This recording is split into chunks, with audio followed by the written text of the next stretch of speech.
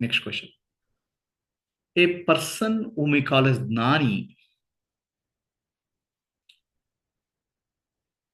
is not a person. Okay. But he operates in multiple dimensions.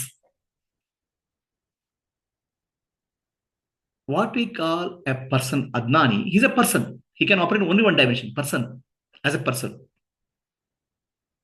Whereas Gnani can simultaneously operate in many dimensions easily.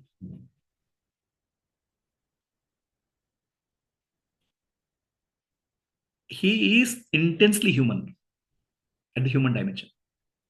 He doesn't identify the human body, but he can live a human life. It is like saying an actor can play a role of a beggar or a king. He can live an intensely human life, appear to be intensely human life. He has love, he has a compassion, he will not hurt anybody. He brings the humanity into human life. He makes the human life humane. He is not a stone. But at the same time, he is not identified with that also. But he is human in one dimension. Second dimension of Gnani is he is a Sakshi, witness. Anything happening does not disturb him internally. First dimension is human. So if somebody cries, he is not like a stone, not crying. He can cry. Okay, the tears can come. He can be love and compassionate because it's a human dimension. But he's not attached to that. There's no hurt left inside. I'm saying there is no long-lasting impression. That moment that response is the right. The response is moment to moment. So for anybody who is identified with the body, called person, any incident will leave a long-lasting impression, vasana and samskara. In case of Gnani, even though he is human, that does not leave any impression within him. For that moment, what is right will happen in the human dimension. In the human dimension, he can see the suffering of people and function to relieve the suffering. But that doesn't leave any impression in him. Action doesn't give him any karma, bondage. He can act with the detachment, but act intensely, act out of love, act out of compassion. But none of them cause bondage. None of them cause impression. For in case of ignorant person, action binds, karma binds because karma phala is there, doership is there. Here, there's no doership, but he can be intensely human. That's one dimension. He can be even in the human world. When you're operating human, he can be sakshi. What's happening is not disturbed, but he will try to do best in the given situation. At the same time, in samadhi, he is Brahman only. He is not connected with the world. He is free from. There's no concept of world there in samadhi. It's like a sleep, waking sleep. He can be free from the world. So that's why Gnani has two dimensions or two modes of operation. One is called Samadhistha Gnani and Vyutana Gnani. Samadhistha means he is in meditation, deep meditation, where there's no world. It's like sleep. In sleep, somebody coming and going, it doesn't make a difference. That's called Samadhistha. Vyutana means he can operate fully in the world.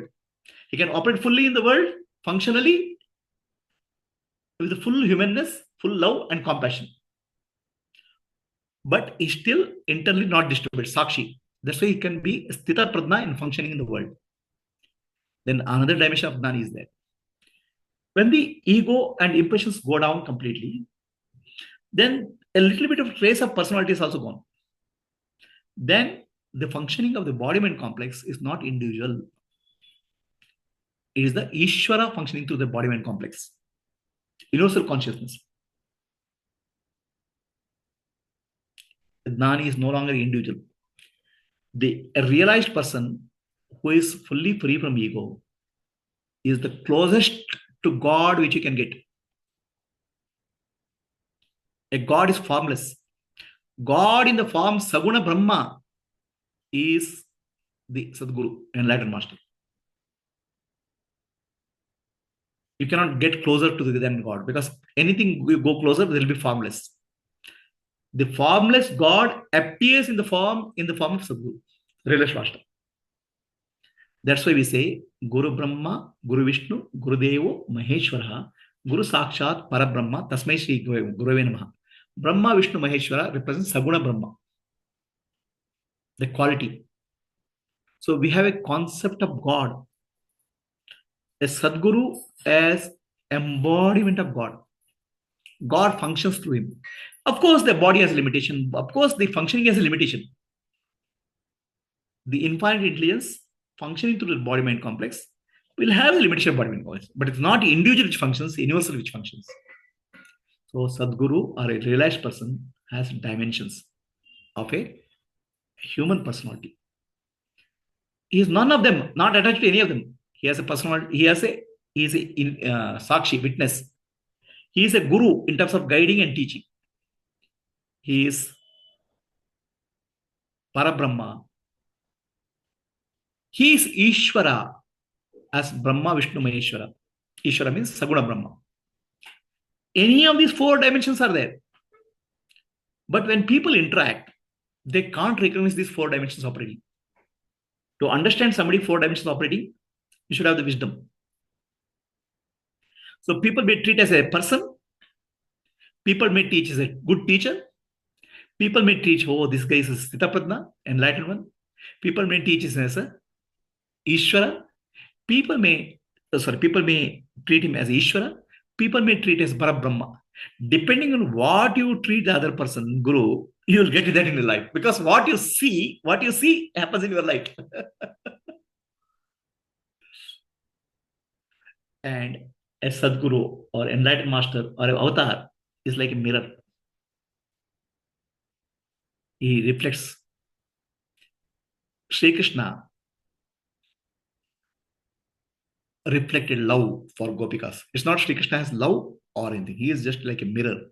Gopikas had love for Krishna. Sri Krishna reflects that. Kamsa had a fear for Krishna, hatred. Sri Krishna reflects that.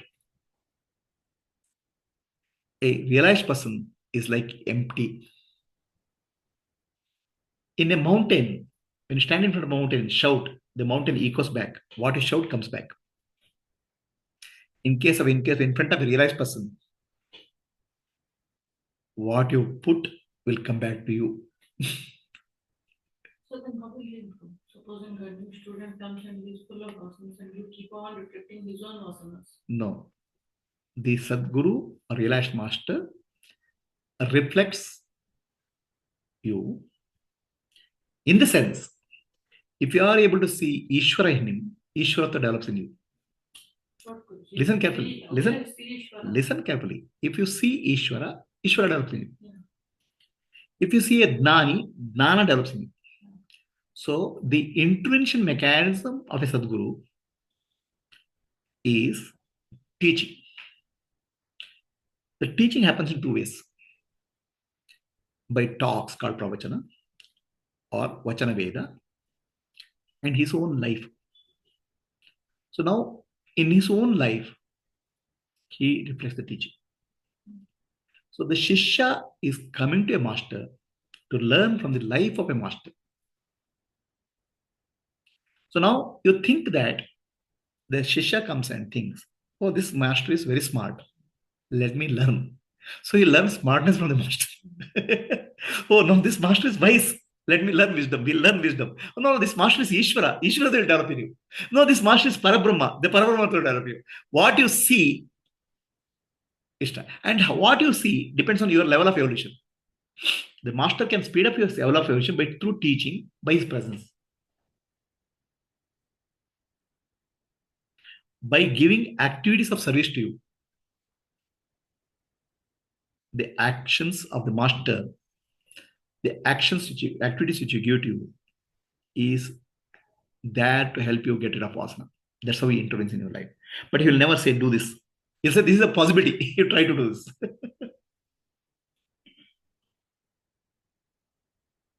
Why doesn't he force?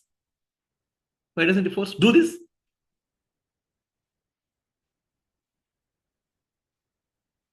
Because He gives value to your free will, purushartha, and prarabdha. He says this is a possibility. These are the things which you can do. But he has never forces. Like Sri Krishna told Arjuna, I told everything, now it's up to you to do it.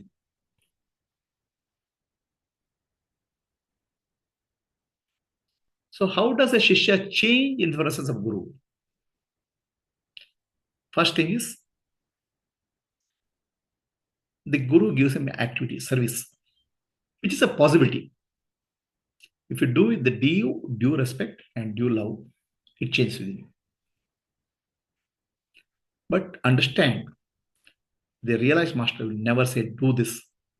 He gives an opportunity. Like Ishvara has given us the opportunity to live in this world. He never says, do this. The do this is comes from religions say, but Ishvara never says. Ishvara gives freedom. The Sadguru gives the freedom for you to ultimately choose what you want to do. Is it clear? The 4 dimensions. Now, a person coming and meeting an enlightened master or realized person, he will never understand these dimensions. If somebody understood that I'm meeting Ishvara in the form of Guru, that life, the person's life changes that moment. Other somebody comes and meets a Guru, is a nice person, very nice person to talk, you learn only that much. It is like this. The ocean has a lot of water, but you can go to the ocean and take only to the extent of your vessel. If you take a spoon, you can take 1 spoonful of water. If you take a cup, you'll take 1 cup of water. If you take a bucket, you'll take 1 bucket of water. What is your ability you take? The ocean doesn't restrict. The ocean is giving water. Like that, Guru radiates grace. Ultimately, how much you can take depends on your ability. Is it clear? And he doesn't force also. No, you bought a chamcha, you take a bucket of sweet and say that. He says, I am only giving. Whatever you want to take, you take. That's called grace. The Guru shows his grace. Any questions?